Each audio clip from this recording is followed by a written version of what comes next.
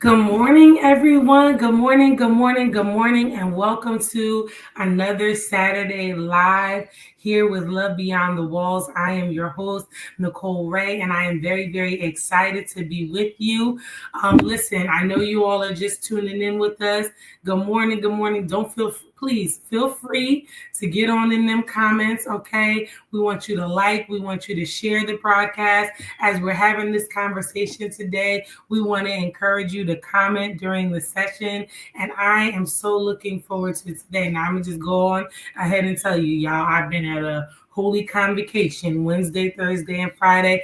I've been shouting and dancing, and my voice is tired, but I believe God is going to give me what I need to be able to push through on this conversation on today. But go ahead, come on, send the people into the room because I have someone today that I am very excited to be able to introduce. Now, I put on the flyer Olivia Denton, and then I remembered that the woman of God is married now, and her name is actually Olivia Thomas. And I'm gonna be honest, this morning I was thinking about that, and it kind of made me excited because I was like, man, I've known this woman of God through a whole name change. And that was very exciting to me when you get to see how God works in people's lives and how he brings them over and how he gives them the desires of their heart. Like that was kind of exciting to me. So, yes, the woman of God, her name is Olivia Thomas. She's gonna introduce herself to you.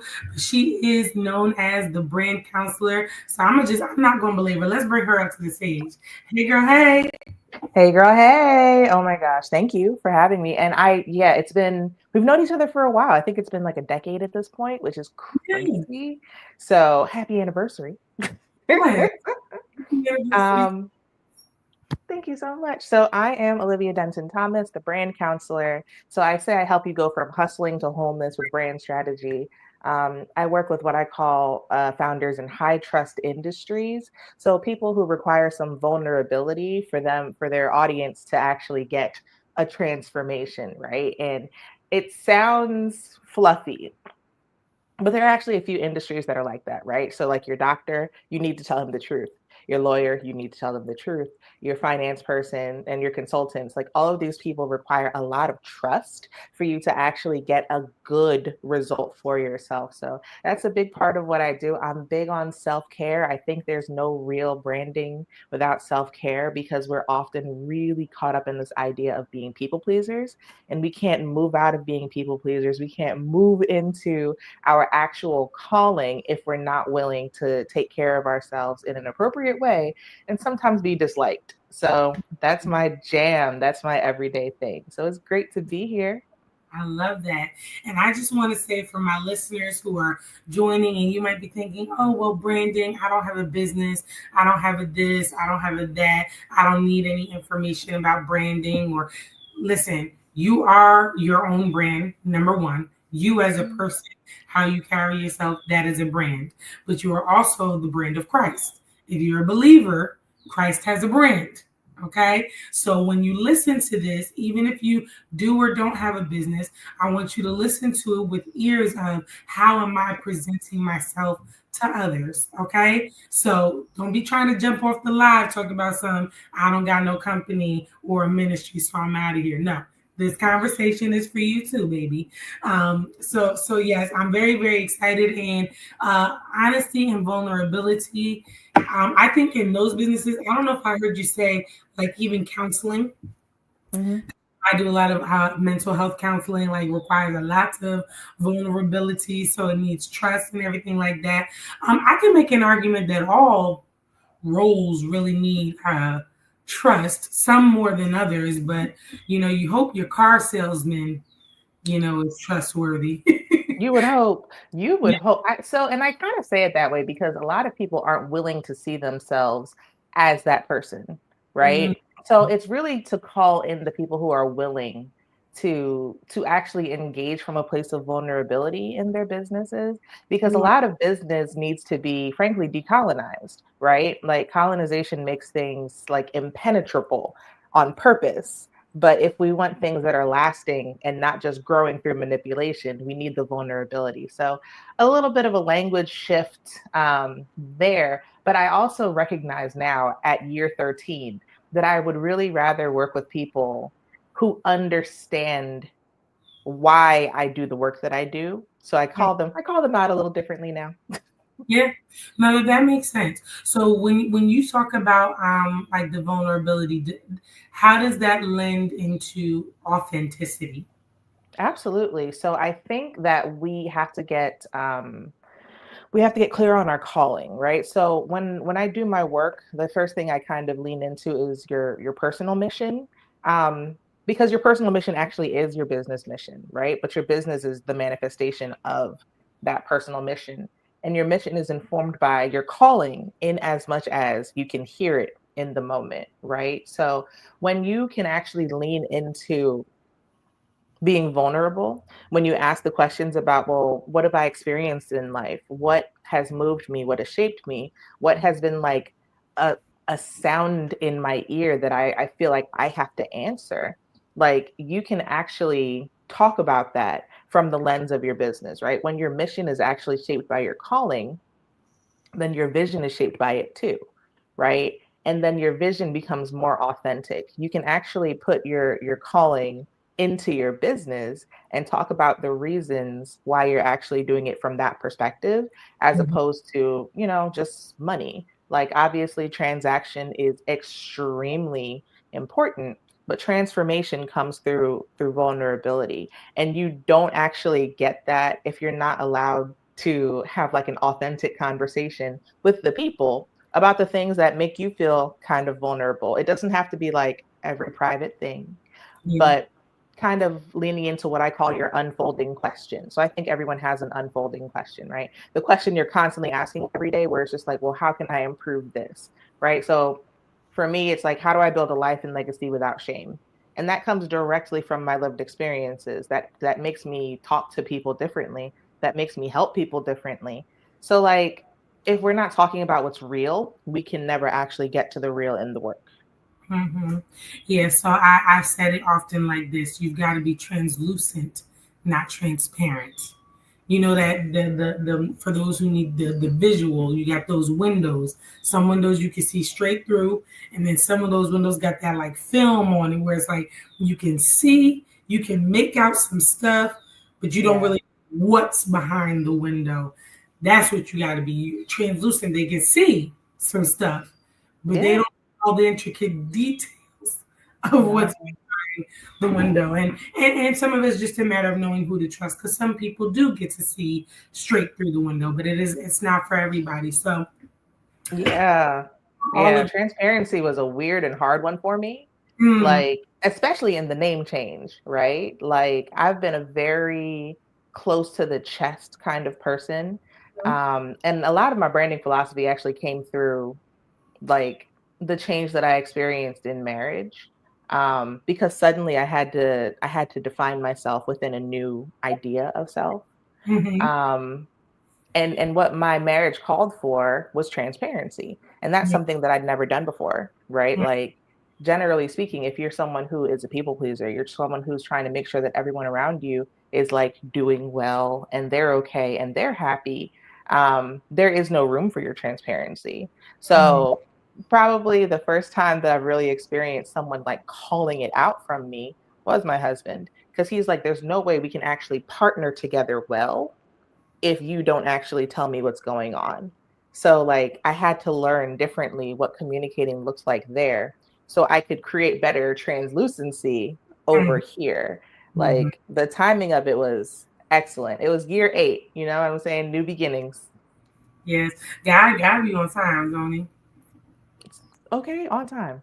Always on time. All right, so when we think about this conversation, in the term of like loving beyond the walls, right? Mm, Understanding that we each are branding ourselves as representative of Christ, brands. If you have businesses, ministries, if you work for a company in some way, shape, or form, we all represent a mhm. brand. Um, what does it mean to you to love beyond the walls?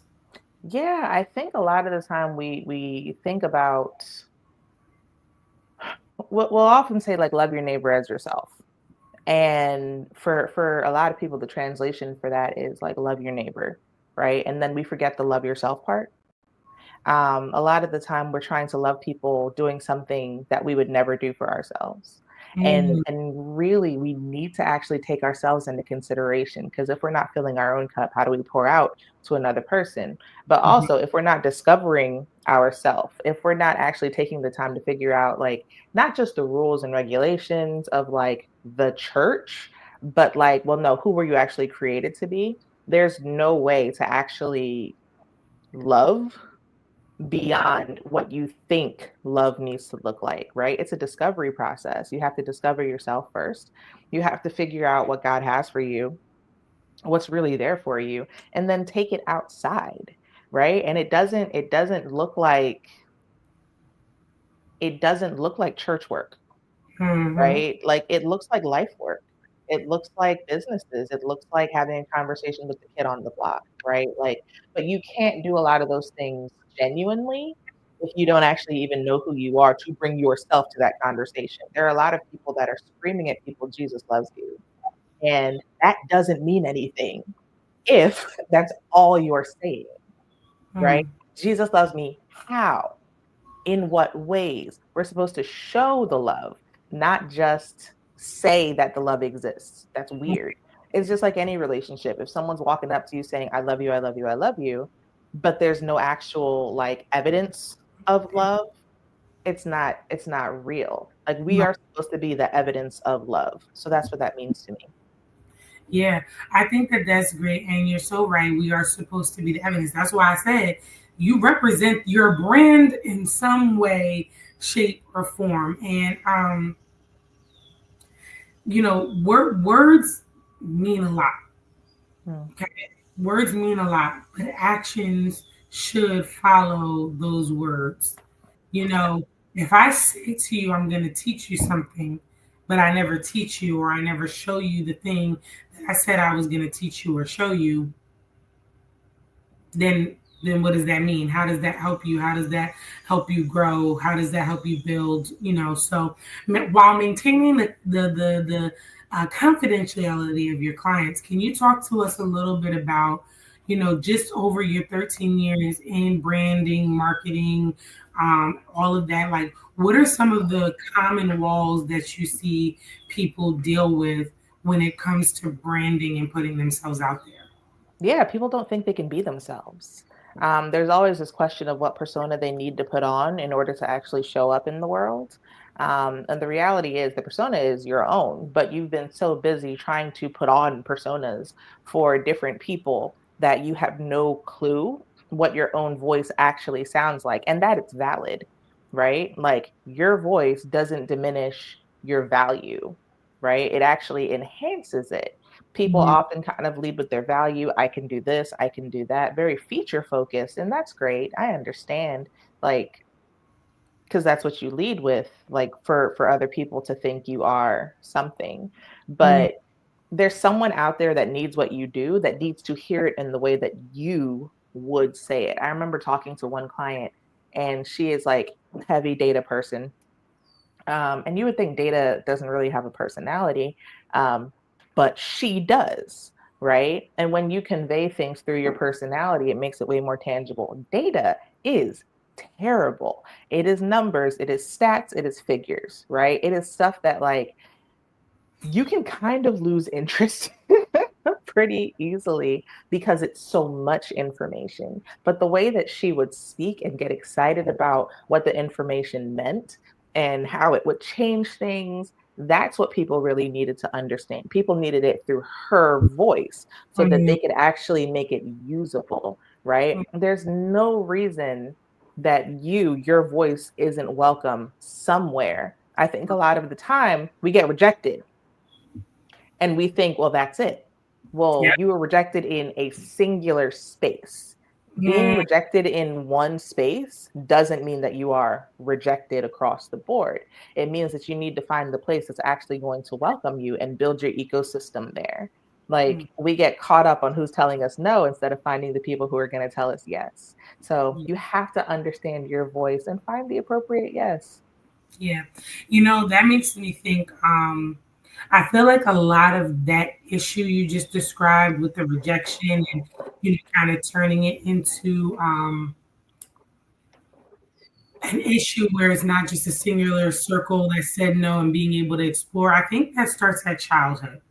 One of the things people, need to understand when you talk about branding or putting yourself out there in any capacity, right? Mm-hmm. A lot of things start with how you were brought up. You were made to feel like you didn't have a voice growing up. That is a wall that now in your adulthood you have to fight through to tear down, because here's the reality. We all have a testimony.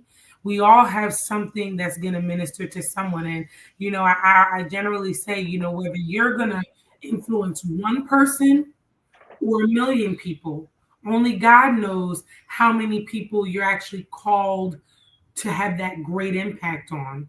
But you never know who that person is that you're going to have that great impact on.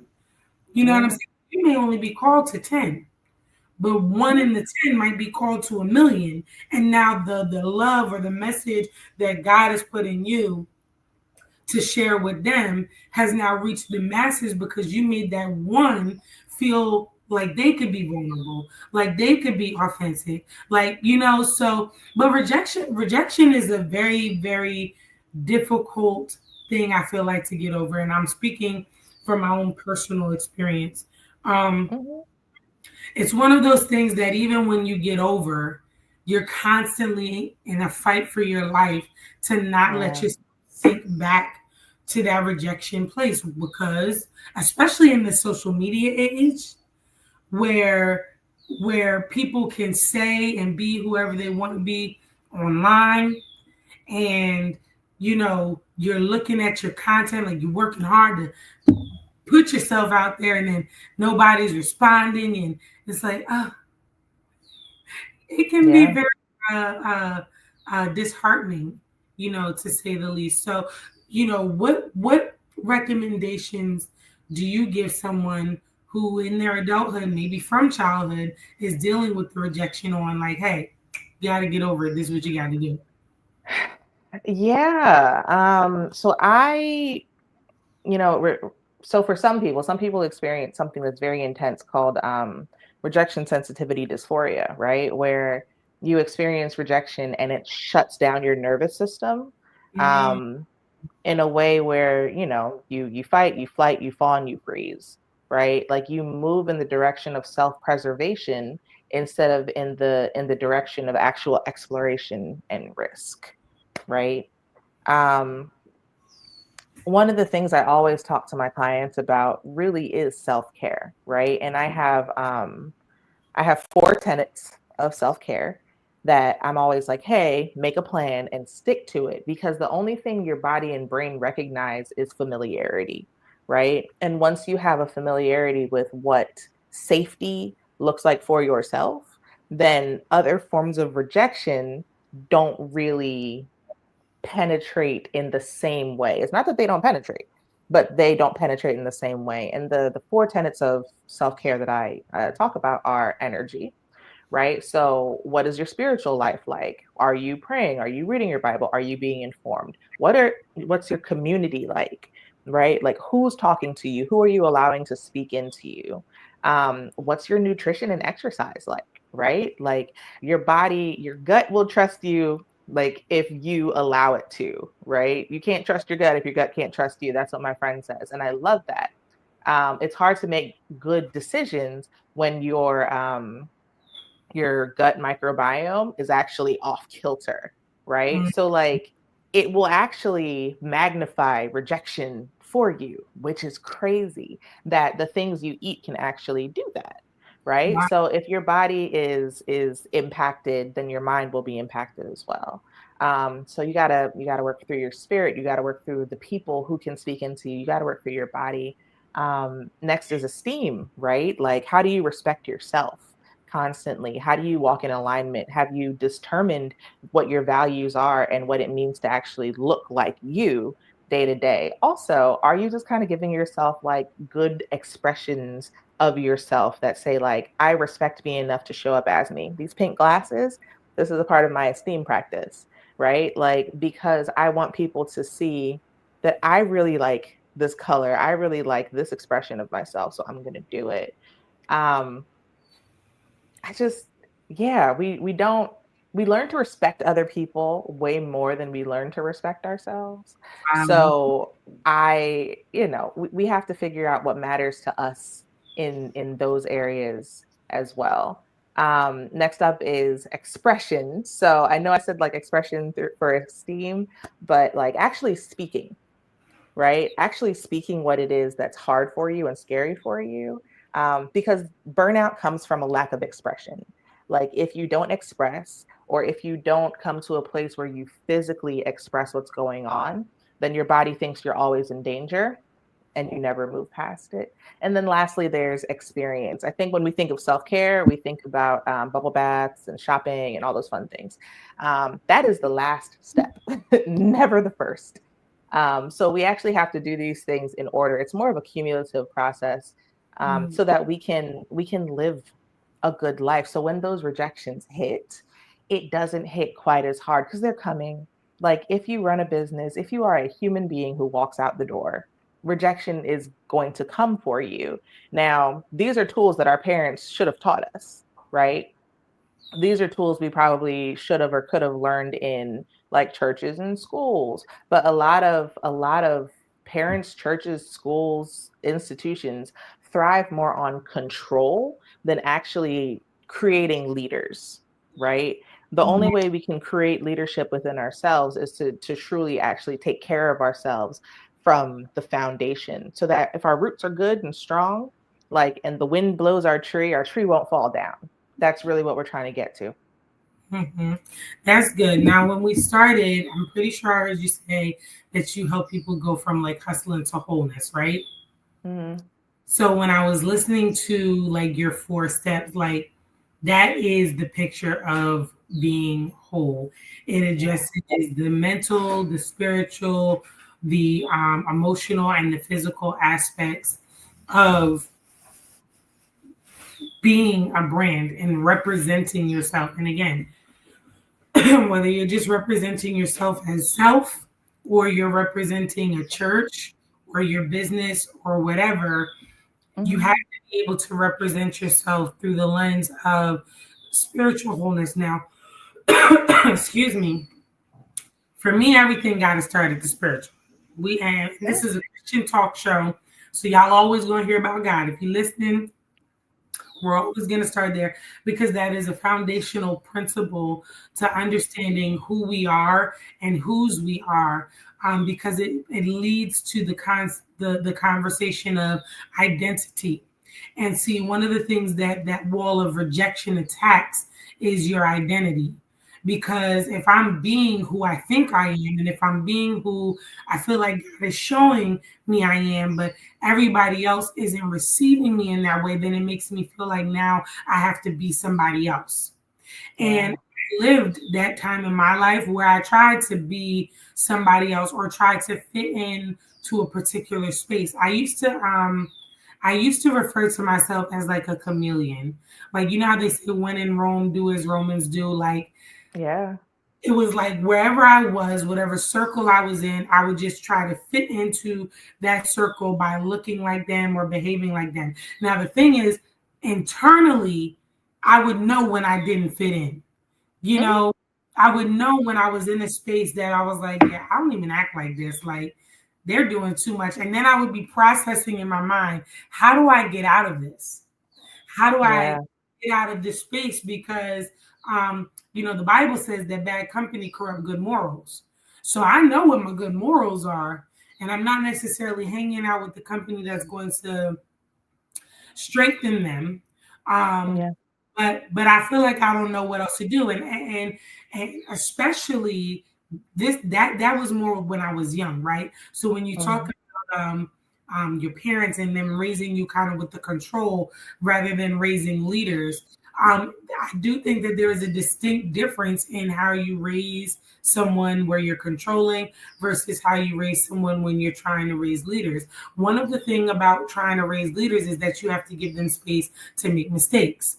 And I love my parents, mama, because she on here, she watching, and she probably gonna call me after like, what? I didn't know that. But like, I don't feel like my parents raised me with space to make mistakes. It was very much like, don't do this, do this, do that. I did make mistakes. And I would say of my two parents, I think my mom was the more gracious one when I made mistakes, but my dad was very stern. I, in terms of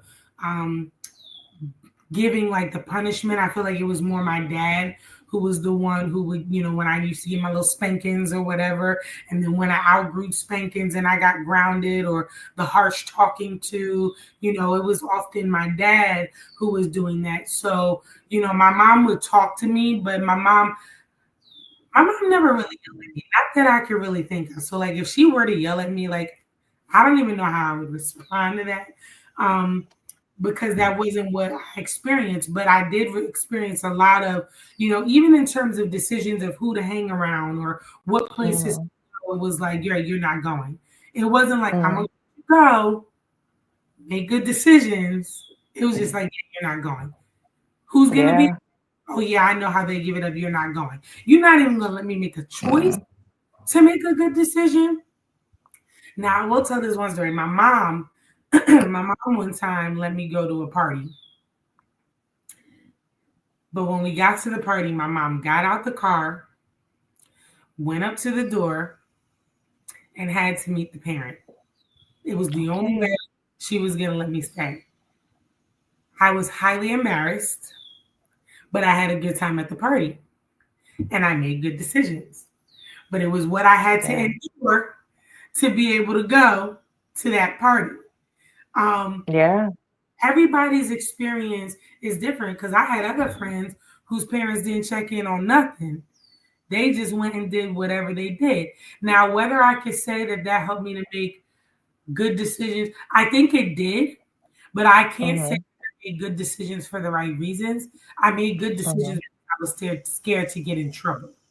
You know what I'm saying? And so when you're an adult now and you're making your own decisions and can't nobody punish you or ground you or whatever like that, I think I still made good decisions, but I think it put me at a risk to make more risky decisions because it was like my freedom. Now I'm going to just do whatever I want to do.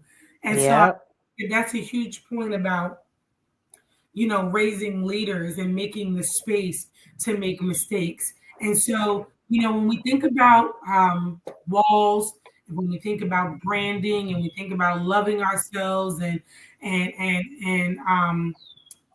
just that whole overall concept of being able to present yourself a certain way, people make mistakes, right? So how do you help your clients? Because I heard you mention earlier also, right? Being able to do this without shame. Like, I think you said it about like your life goal. Like, how do I create this legacy without shame, right? And to me, mistakes often bring about shame. So talk to us a little bit about how you either personally or professionally were able to kind of overcome that wall and learn how to navigate mistakes without being ashamed. Yeah, that's a fantastic question and something that I probably talk about very often. So, two things. When you were talking about being a chameleon, that is a huge part of my existence. I am the youngest of 4 kids. I'm the only girl. Our family is Jamaican. So, and very churchy. And like not just churchy like attending church, but churchy like leadership, people know you kind of churchy. So you are such and such's granddaughter, niece, sister, daughter, like all the things. So there kind of really isn't room to be anything other than what is welcome in the room. Because everybody is looking, right? Whether whether you realize it or not. I remember my mom said one time, hey, be careful what you do outside because such and such saw your brothers on the bus and they didn't see her. So it's like there's kind of no room to really do anything, right? And when my son was about 8 years old, so first of all, I had my son at 16. So there's a ton of like shame there as so many different like facets, because now you are not able to even pretend you are a good girl. You are only able to be seen as what people would call you as someone who has a child, as a teenager. And there was a huge like move to make me look perfect, where Mm, it's like, I'm going to make sure this looks like the Immaculate Conception, right? Like, so in this whole thing, it kind of, and I know she wouldn't say it like this, but it almost became like a cover up, right? Where it's like, no, she's not bad. She's actually perfect. And this baby came out of nowhere. What? Everything's great. Um, so there was kind of this world that I existed in where everything had to look very put together or it would blow up, because that's just what it was. Now, when my son was about 8, I think, I got him diagnosed with ADHD. And I, reading his stuff, was like, oh, that's you. You actually have ADHD as well. You are where he got it from. And one of the things about ADHD is you become a chameleon. Like, mm, you may not really know how to interact with other people. and and so you mirror constantly. You're just trying to figure out what the appropriate actions are for the moment. So on the one hand, I had like shame of being a teen parent. On the other hand, I had this like neurological thing that just made everything really hard, but I'm trying to fit in and trying to survive. So I'm like mirroring and trying to figure out what the right things are. I was talking to my husband yesterday and I was like, I'm not even sure what face I'm supposed to make right now. And and I just walked away. And like it's hard and it's weird, right? And one of the things, this is the second thing now, one of the things about relationships, I think it's Esther Perel that said this, she's a relationship psychologist, is that relationships are built in repair, mm, right? And a lot of the time we come from places where shame says this is who you are, there is no way to repair, where guilt says, this is what you've done. Let's talk about that. Right. So a lot of the time, I have to come to myself from that perspective where it's like, well, is this who you are or is this what you've done? And if this is what you've done, you can change that. Right. The majority of things that we do wrong, they aren't actually who we are. They might be our circumstances, our moments, our upbringing, like a lot of different things. And it's okay to dig into those things and say, like, oh, well, I understand why I did that. Let me make a change and let me repair. Repair is for you too, right? Like you with yourself, like, and redemption is for everybody. Like that's the entire point. There's a plan that we're supposed to take, of course, and then we're knocked off the square, right? Sin is missing the mark, but the point is to come back for redemption. mm, And because we are what we are, we're not always going to leave it at the altar, but we have to what, come back for redemption. And the way mm, that we can do that is because God is stable and he wants repair, right? mm, Like he is staying where he is. So we almost have to like remember to be that with other people and mm, remember to be that with ourselves and really like reflect God's character in that way so that we don't get stuck in guilt and shame. Guilt, again, it's not bad, but it's not supposed to stay with you. Shame is saying you are bad. That's definitely not supposed to stay with you. So, mm, remembering to repair, it creates a stronger connection because when you can actually repair with someone, that means that they're safe to make mistakes and grow with. The only mm, way we actually grow in this life is by attempting, finding the mistakes, and figuring out where to strengthen, right? Mm-hmm. The chain's going to stay weak unless we figure out, oh, wait, we need to strengthen in these areas. And that's always the point. Repair is really the way that we move out of shame. Mm-hmm. Mm-hmm. Mm-hmm. Yeah, I love what you say because again, foundationally, the scriptures tell us that God is the repairer of the breach.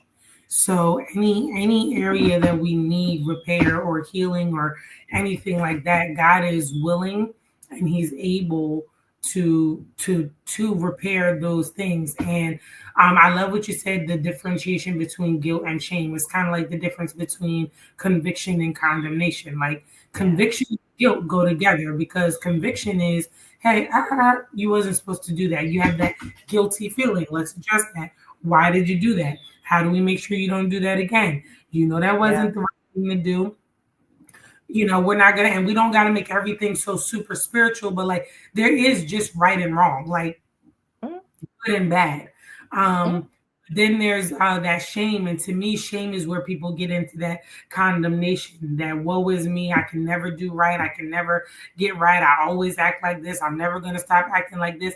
And what Yeah. we need to understand is that conviction comes from the Holy Spirit. So when you Mm-hmm. feel that's the Holy Spirit nudging you on the inside, like when you feel shamed, that's Yeah. condemnation. The devil telling you, see, you can't never do right. You can't never be. Oh, you thought you was that? Oh yeah, that was a lie. And it's a manipulation tactic that Mm-hmm. actually uses to keep you from getting. And here's what I'll tell people: the way you stay out of shame is by responding to guilt the right way. Mm-hmm. Often people feel guilty and they do nothing to correct the behavior or they do nothing to correct the action. They don't want to repent. They don't want to apologize. They don't want to stop doing that thing. And then that's what it's like. You keep piling guilt on guilt on guilt on guilt on guilt. And then it's like, how could you not feel ashamed? It's hard not to think that's who you are when you're not doing nothing to stop doing it. And then makes Yeah. it easier to believe that that's who you are. No, it's still just a guilty thing that you're not Mm-hmm. addressing.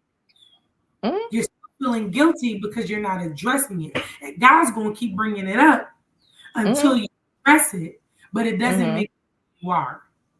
So I Yeah, feel and we have to be and have good community as well, right? Like healing happens a lot of the time in community. Like we have each other for reasons. That's why we don't forsake the assembling of ourselves together. It's not just so we can be in church on Sunday, but so that we can actually have space and room and like people with which to heal. Because there was a period where like I was very stuck in shame because there was nobody to tell me that I didn't have to be, right? Like everything that happened was like, well, this is just who you are anyway. So like this is just what I expect of you. Now it was quiet shame because in front of them I tried to act as perfect as I could, but the language was still, this is what I expect of you. So in the quiet, I did what I needed to do or did what I felt that I could only do, right? Because it's what's expected. It's not going to shock anybody if I come back around and something crazy happened, because right. all you're telling me is that like this is who I am. So if this is who I am, then yeah, I can pretend in front of you, but you're not really going to be surprised if I come back and something else is happening. Like it's just a spiral. It is a downward spiral. And like we need to give other people the room to not be okay. Mm-hmm. Like we have we do a lot of spiritual bypassing, where it's like, well, God's gonna do it. But yeah, okay, God called you to be a part of the doing, like, and that's okay. Yeah. like like you actually are accountable, um and responsible for some of the doing, right? And we can't just look at our kids, our friends, anybody who's around us and say, well, God's gonna fix them, but I can condemn them. Like it doesn't really work that way. And eventually, change did come for me, but it was because I was around people who were like, yeah, no, God's forgiving. Like he actually loves you. He doesn't just want to send you to hell. I've been a believer. I was raised in the church. I became a believer when I was 15, when I was pregnant, but I became a follower later on. Mm-hmm. Like, I began to trust God differently later on because I understood him not as like the punisher and Jesus as like just the savior, but like understanding, the Godhead, the triune God, and that this character, this love and this justice are two sides of the same coin, but really love is the focus. Mm-hmm. Like, justice is a byproduct of not doing what you need to do, but the focus is really love. So then it's a question of, well, what does love look like from me to other people so that they can continue to see that love and not sink in shame? Right? I had a conversation with somebody about worthiness the other day. I'm constantly having the conversation about worthiness. And they were like, I didn't realize I'd been sabotaging myself this whole time because I didn't think I was worthy of good. And it's just like, you were literally made for it. Like, but you're being obscured constantly, right? Like, it's okay. Like, the bad things happened and they were bad. But guess what? Like, you are not. Like, you can actually come out of it. Mm-hmm. Yeah, that's so true. We are made for good, and that's a beautiful spin because when he created the earth, he said it is good. It's good. Yeah. Yes, and he said it is good. You know that darn devil just couldn't let good be good, but we were created for good. So I love that. Now, before we get up to our time, something you said earlier sparked, and I'm gonna just say the word and let you go with it where you go. Okay? Okay. I don't got no question. I'm gonna just say the word and you just respond to it with whatever Okay. in your spirit to say. Okay? Okay. Accountability. Listen, I accountability is safe. Like, it is okay to make changes. Making changes doesn't mean that you were terrible, right? It just means that you want to be responsible for your future. Right? It Mm, just means that you want to be responsible for your relationships. Like, that's all that means. And I think a lot of people are so steeped in shame, this idea that if they take accountability, um, they they were and are wrong. When accountability is actually the way forward, right? So one of the things that we learn a lot growing up without actually being explicitly taught this is to be the victim, right? It is a more powerful position to be the victim. So if you believe that you are above reproach and you're above accountability because everyone has done you wrong, and you only do what you do because everyone has done you wrong, right? That's actually an extremely like powerful, almost untouchable position to be in, right? Everything is wrong around you. So why not you too? But that is also a position that keeps you stuck. And you don't even have a full grasp on, like, well, why am I stuck? You're stuck because you're not taking accountability for actually moving forward and making new life choices that can move you forward. You're instead looking for somebody to blame for what has happened to you so that you can maintain your victimhood. And God is good, right? He will keep you clothed and he will keep you fed.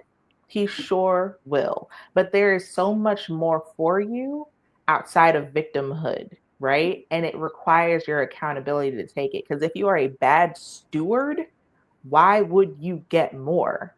There is no more if you are a bad steward, because sometimes you get more, but it slips through your hand because you're not accountable to what's actually happening with the more that you're getting. mm. That was a good response to that word accountability.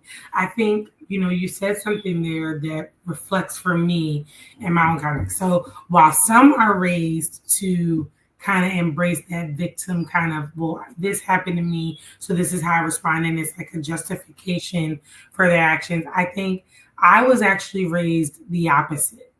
I feel Mm-hmm. like for me, I was raised where there were a lot of things happening to me, and I just had to take it, and I still had to show up the right way all the time without acting out because they were my parents. They just wasn't going for none of that. There was no, well, this happened or that happened, so it's okay if you did this or you made that mistake, or oh, I get why you're acting that way. It was just like, don't act like that. You need to be like this. You need to act like this.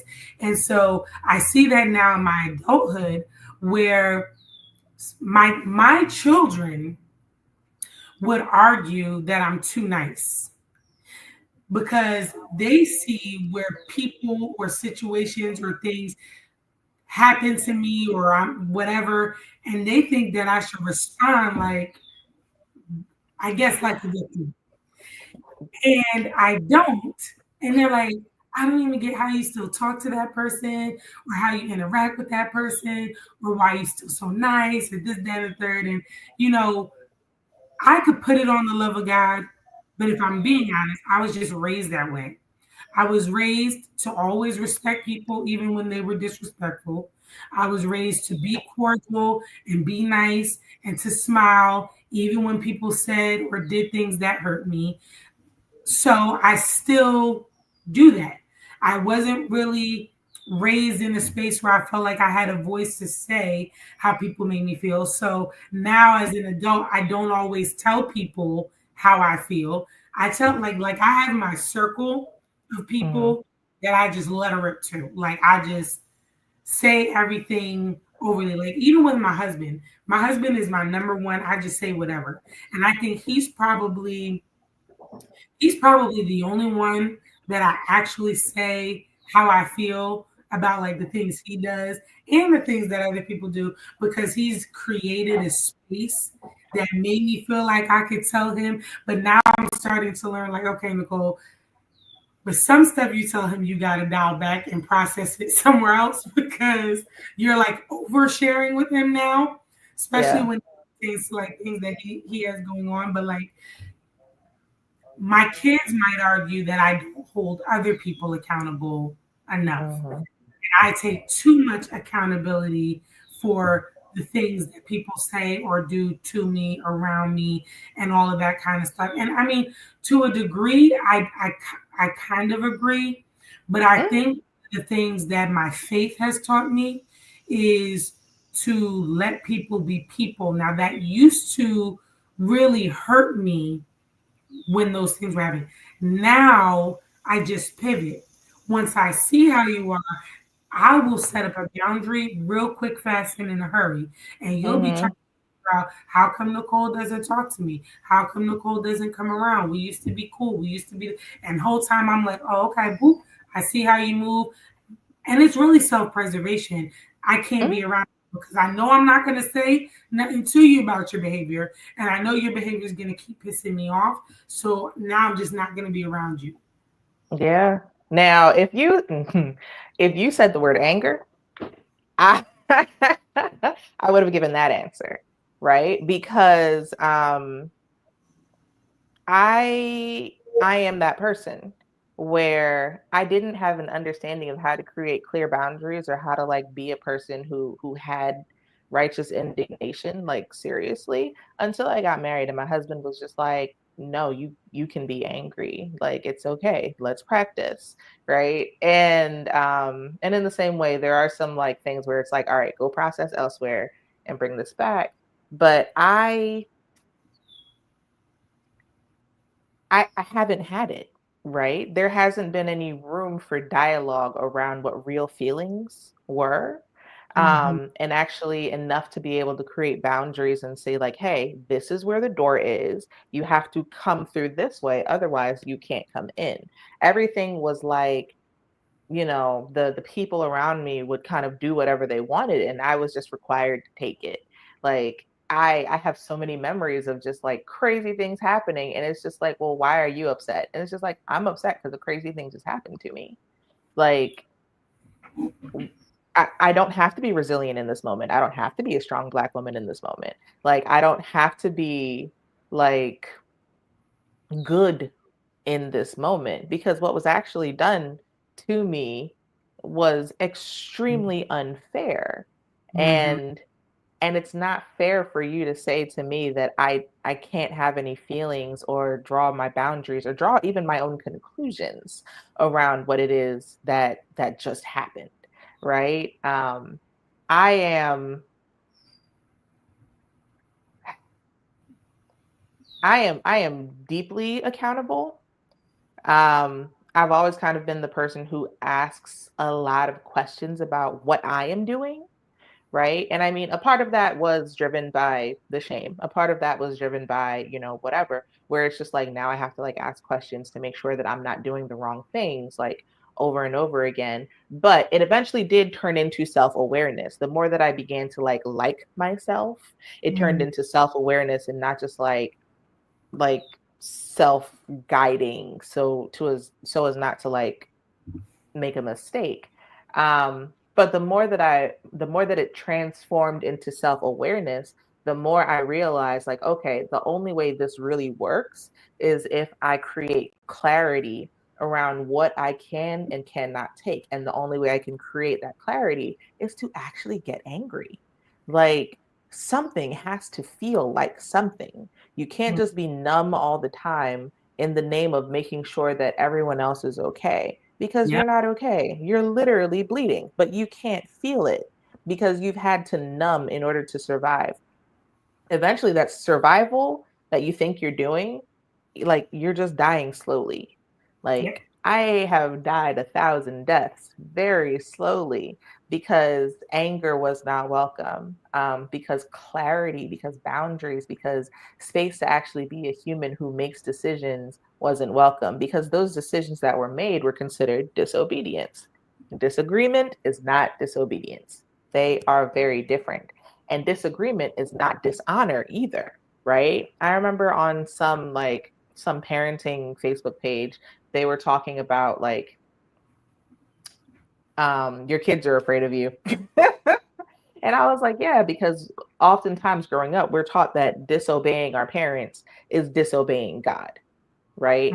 And sometimes, because our parents are people, they are fallible, they are just humans. Disobeying our parents is not disobeying God, because God might have actually told you to do something that they couldn't hear, right? And that's okay, and that's real, right? And you have to be in tune with God enough to be able to kind of draw that line, obviously.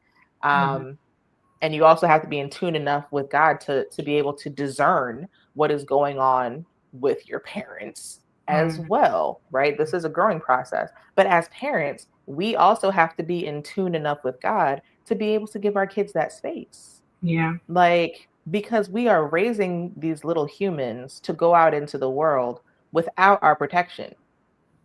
So they're going to meet people like us. And then what? Like, Yep. yeah. No, I mean, you. The one thing is, I'll say, I don't think that as a body of people that we found a balance yet, because I do think that culturally, as kids, like when we were growing up, we weren't allowed to have feelings. Mm-mm. But now I think that the kids have too many dang on feelings. It is. And it's just, oh my God, it's so much. So like, me and my homegirl, the gag is like, our kids don't have enough trauma, right? Because like, I mean, that's kind of a good thing. it's so good. It's so good. They're so bubbly and they're so sweet, but my God, no self-preservation skills at all. And it is hilarious to watch because it's like, like, I didn't mean to, like, I just wanted you to, but at the same time, I will say this. I am watching my son. My son is going to college in 18 days, which is crazy. Um, and and for a long time I was like, oh man, he has no self-preservation skills. But I'm also recognizing that I don't know what someone raised well actually looks like. Mm. So I'm watching him, and I always have to tell my husband, like, he's developing appropriately for his age. Like, he's developing appropriately for his age. Like, I'm watching him and I'm saying these things, and in the back of my mind, I'm like, oh my God, like, what if something is like wrong and he doesn't really understand things? But we were talking about school and all the things that need to get done, and I'm watching him take it over.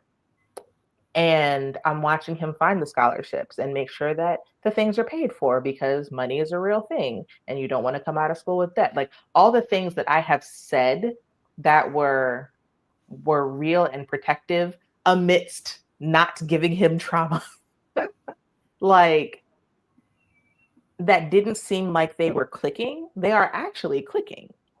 And I'm learning a lot in that, right? Because we only get to live once. So we don't get to like experience a lot of these things over and over again. A lot of these things are the first experiences for all of us. So to see him without the trauma that I had, obviously he has whatever he has. And kind of like see like glimpses of like, oh wait, he can thrive. It's incredible. It's incredible. And I have to mind my scaries around the whole thing. Yeah, it's wild. Let me encourage you as someone who has sent one into the world already, who I'm gonna be honest, I thought she could do it. Others didn't think she could do it, but she did it. I do believe, when they say train up a child in the way that they go, when they older, they will not depart. Like, our kids really do learn. They listen. Trauma, no trauma. We do the best we can with our kids. Our parents did their very best with us, and look at how we turned out. So at the end of the day, they all God's children anyway. We God's children anyway. And God is really the one who has the biggest job to do to make sure we get where we got to get. So he is going to be in good, great hands with the Lord, and be encouraged that I'm sure he is going to do great. And he may not, because our definition of self-preservation is different than their definition of self-preservation. Yeah. That doesn't mean he doesn't have it. He just has a different definition of it. So we bless the Lord for the fact that we've been able to raise trauma-free children. Amen. We bless you. So really quick, we're going to get ready to wrap up. Are there any final thoughts that you want to share with the people in the way of, just overcoming the walls that might hinder them from building their brand? And then after you do that, you can just tell people how they can stay connected with you. Yeah. So my shirt says grit, grace, and gratitude.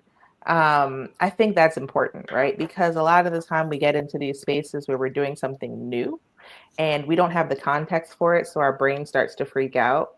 But like, we have to have grit, hold on. We have to have grace for ourselves, grace for other people, grace for the process. We have to kind of be forgiving, lenient, and we have to have gratitude, like be thankful for the fact that you are in the process at all, and just like so many different things around you, because you're gonna get there. Like, everything's a process, and you have to keep showing up for the process, no matter how weird or hard or awkward it looks. I always tell my clients, take awkward action.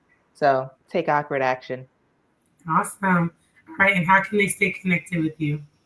I am on LinkedIn, Instagram, Threads at The Brand Counselor. That is me. Yep, that is where I am. And I would love to connect. I do a live every Wednesday. I have a lot of different offers that can help you to build, grow, share your brand. And I just want to be your best brand friend. So let's do this. Awesome. You can also catch her at thebraincounselor.co.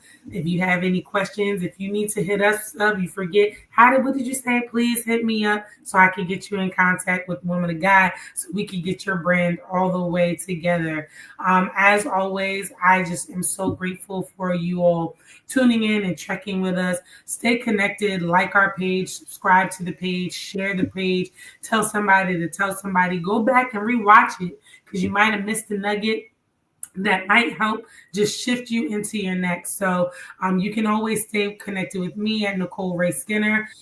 You can also check out my website, NicoleRaySkinner.com. I do mindset coaching, grief coaching, counseling, all of that kind of stuff like that.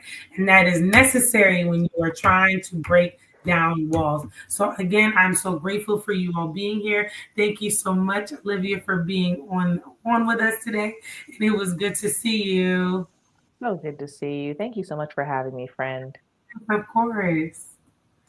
All right, everybody. So thanks for tuning in.